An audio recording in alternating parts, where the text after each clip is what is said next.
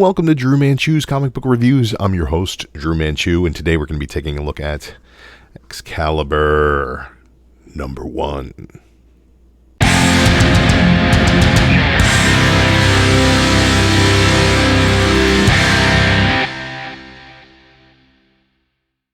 House of X and Powers of 10 have set the stage for the new X-Men experience. We've got an X-Men so far, which focused on Scott Summers and his family, as well as the Orcus Project. We've seen Kitty Pryde as a pirate in Marauders. And now Teenie Howard is taking a look at Betsy Braddock and the world of magic and how it equates to the mutants. The cold open takes us to Camelot in Otherworld, and we get Morgan Le Fay as the Queen of Otherworld. Apparently, there's some magical, mystical things going on in this other realm, and it appears there's a gate to Krakoa. Then we flash to England, and we get our first visions of Betsy, and she's getting ready to move out of Brian's home, her twin brother, Captain Britain, Brian Braddock. She's only been back in her original body for a short period of time. She's getting ready to set off to Krakoa, and she's still trying to find her place. They have a slightly awkward conversation about their dead brother Jamie before she decides she's ready to step through the gate. Greeted as Psylocke, it becomes very clear that she would prefer to be called Betsy. We then flash to Apocalypse, who is taken on a new name. A symbol is given to him, and it's a Krakoan word that apparently Trinary can't pronounce, so I doubt we're going to have any luck with that either. He's taking a look at all the festivities going on of all the people and their homecoming to Krakoa. And he says that for centuries they ran as though they were hunted, and now they're dancing in the streets. He also remarks that the children that come from tonight's unions will be most powerful generation of mutants the world has ever seen, born in paradise, raised to flourish. He follows Trinary to the Grove of Theoretical Gates. It's his personal study, and they're taking a look at the gate that opened from Otherworld. Apparently, it's opened to Krakoa, not from Krakoa. Apparently, they've built a barrier from the other side to seal it off, and Apocalypse says that they only need a champion to breach it. We then flash to the Coven of Solar Blackwood, where High Priestess Mariana Stern is trying to banish a 500-year-old ghost. But they can't seem to do so, as he is only the herald to the Witch Queen of Avalon, Morgan Le Fay. Morgan appears to these mortals to let them know that there is strife in Otherworld, that this Krakoan gate has opened, and she doesn't know what this weed is growing through her land. They tell her that it's not magic, but a mutant species that they can't stop. Witch breed or human, she doesn't care. And until they destroy the gate on this side, they will not be able to access the magic of Avalon.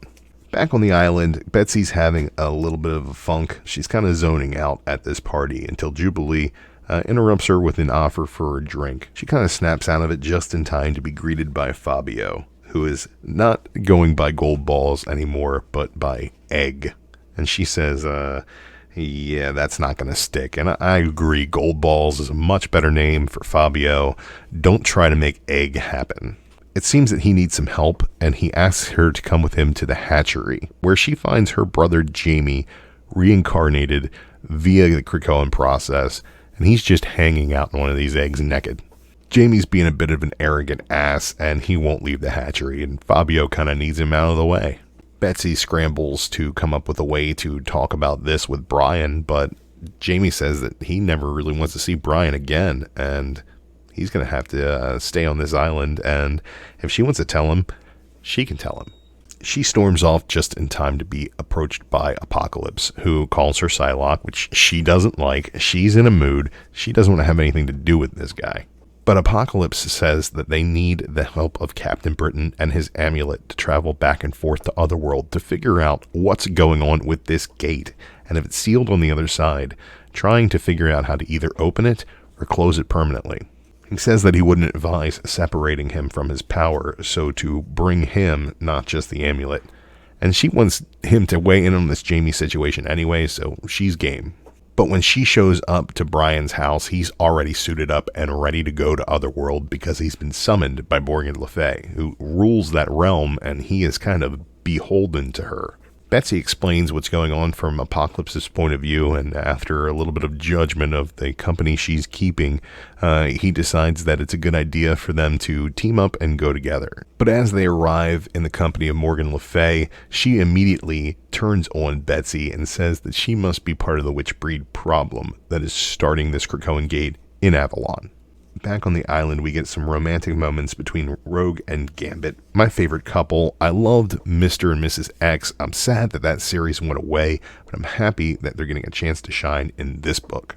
Gambit wants to set down a little pod in a bayou in the middle of the island somewhere, and they also brings up the third law, which is make more mutants. So we're getting ready for some Rogue Gambit sexy times. But unfortunately, they're interrupted by Trinary, who wants to bring them before Apocalypse.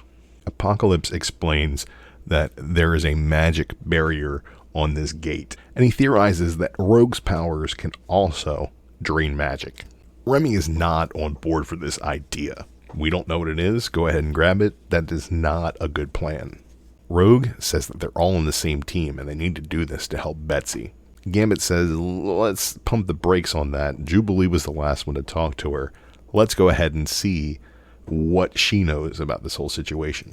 So Jubilee shows up, and Apocalypse's plan is to probe Jubilee's mind to find a link to Psylocke, while Rogue touches the gate to weaken the link and have Gambit watch everybody's back.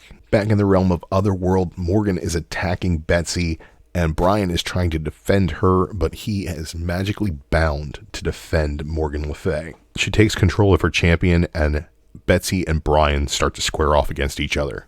Just then, Apocalypse's plan goes into action, and he communicates with Betsy psychically, telling her she must disrupt the gate. When the gate is disrupted, Rogue is pushed back with great force, and Krakoa starts to form a cocoon around her. Apocalypse says that whatever was coming through the gate was seeking a host, but on the other side, Betsy is still fighting. In the midst of the melee, Betsy grabs Captain Britain's amulet. Brian pleads with her to put on the amulet and be gone, and she does. And as she puts on the amulet, she disappears. Back in Krakoa, Rogue is in a cocoon. Gambit and Apocalypse are at each other's throats, but they turn around just in time to see the new Captain Britain.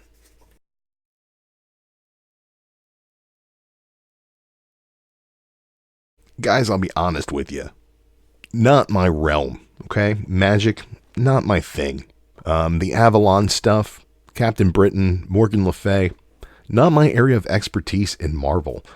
Excalibur, not my area of expertise in the X-Men. But I'm going to tell you right now, I am all in on this book. The art is phenomenal. We get some really great action panels. I get interesting stuff going on with Apocalypse. We get Rogue and Gambit, my favorite couple. Who doesn't love Jubilee? And we're getting a new take on a Psylocke character that really had no home before Dawn of X. The family drama with Jamie thrown in there seems really cool, but I'm going to be honest when I say that I'm not familiar with what happened in that story, and I'm going to go back and read that now, but I'm excited to have something else to delve into. The thought of Apocalypse as less of a scientist and more of a sorcerer priest is kind of a cool look for him, as well as it's going to be a change of perspective.